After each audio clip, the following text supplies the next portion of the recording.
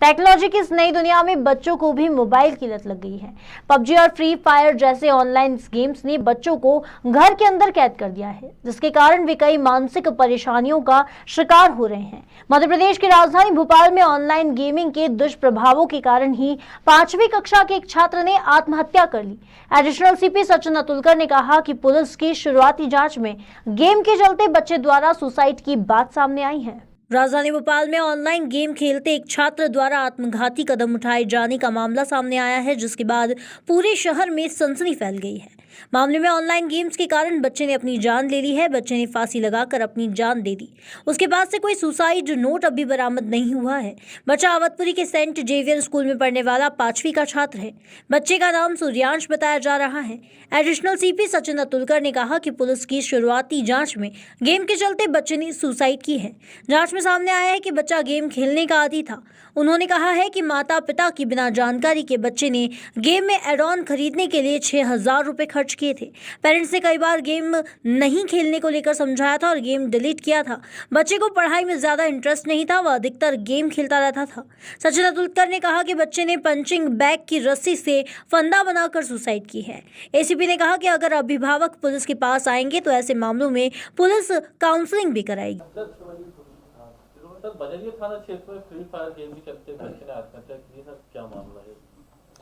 हाँ, इसमें थाना क्षेत्र में जो आत्महत्या की है बच्चे ने, उसमें पुलिस ने जो प्रारंभिक पुलिस कार्रवाई होती है वो दर्ज की है और जो प्रारंभिक जानकारी आई है पुलिस के सामने, उसमें जो बच्चा है वो एक गेम खेलने का काफ़ी उसको शौक़ था और काफ़ी समय से वो ये गेम खेल रहा था। इसके संबंध में परिजनों से जानकारी प्राप्त की गई तो पता चला कि माता पिता द्वारा कई बार बच्चे को समझाया गया कि ये गेम ना खेला जाए, क्योंकि जिस तरह के उसका बिहेवियर था, जिसमें पढ़ाई में भी उसका मन नहीं लगता था और वो गेम को माता पिता ने उसके मोबाइल से डिलीट भी करवाया था।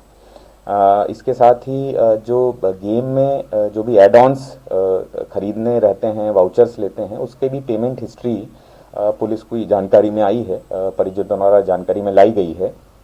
बाद में बच्चे ने जो गेम है वो किसी अन्य मोबाइल पर भी इंस्टॉल किया, ये जानकारी प्राप्त हुई है।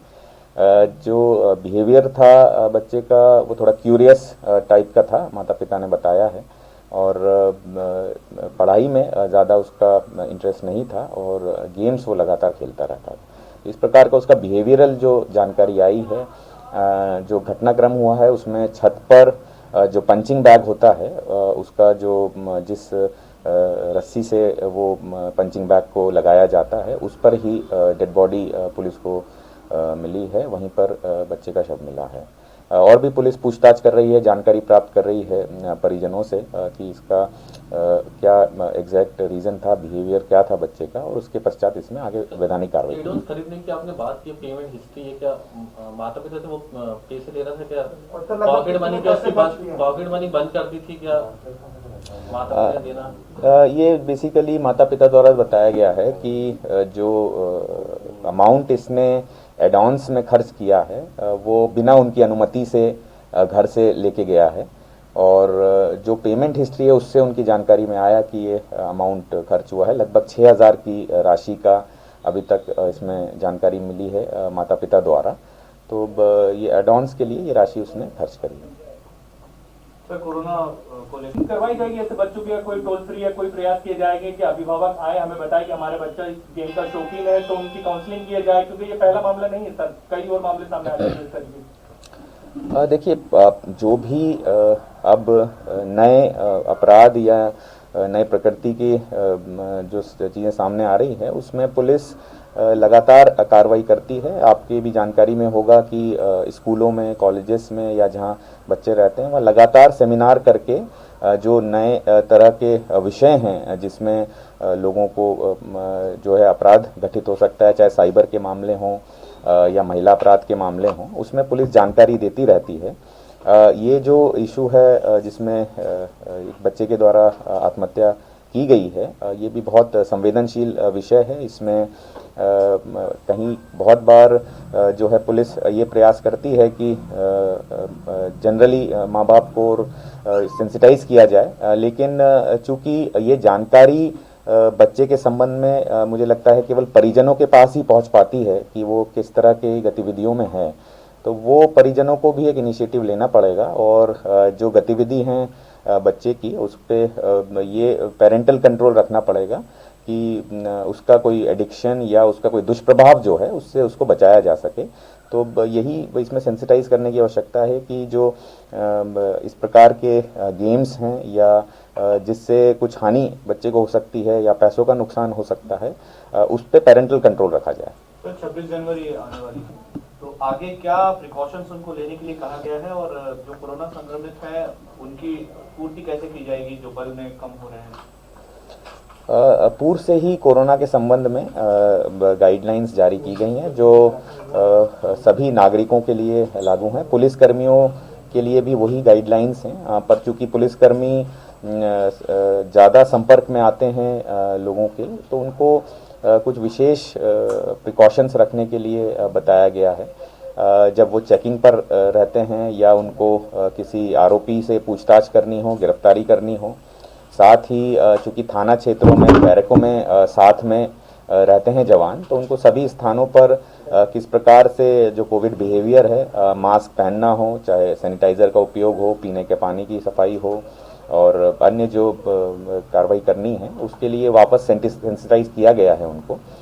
थाना क्षेत्रों में विशेषकर चूंकि साथ में रहते हैं जवान, तो थानों में भी इस प्रकार के व्यवस्था की गई है जिससे संक्रमण से बचा जा सके। दूसरा, चूंकि परिवार के पास जब जाते हैं वापस ड्यूटी के पश्चात, तो परिवार के भी संक्रमित होने की संभावना रहती है, तो वहाँ पर भी किस प्रकार से खुद को जो है आइसोलेट रखकर ये रहें वो भी बताया गया है। जो बल की कमी रहती है उसको जो हमारे अन्य साथी हैं, जवान हैं, उसको उसकी पूर्ति करते हैं और ये ज़रूर है कि बल कुछ हद तक इससे कम होता है, लेकिन ये लगातार प्रयास रहता है कि जो कार्रवाई है पुलिस की उस पर प्रभाव ना पड़े। हमारे पास जो रिजर्व फोर्स रहता है और अन्य फोर्स रहता है उससे हम इसकी पूर्ति करते हैं। सर, फ्री फायर की आपने जिक्र करा, फ्री फायर आपका बल अतिरिक्त लगेगा, ऐसे में कोरोना कितना बड़ा खतरा है और पुलिस कर्मियों को क्या अतिरिक्त प्रिकॉशन देने के लिए अब और कहेंगे आप? देखिए, परेड का जो स्वरूप होता है